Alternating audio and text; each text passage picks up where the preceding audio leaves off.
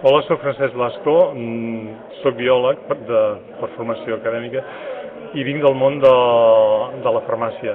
He treballat 31 anys al món farmacèutic, actualment estic amb el tema de la gestió, un tema que se m'ha despertat tard, però que he agafat un gran interès a partir d'un màster que vaig fer de gestió de projectes. Crec que realment, com molta gent ha dit, la gestió és una assignatura pendent.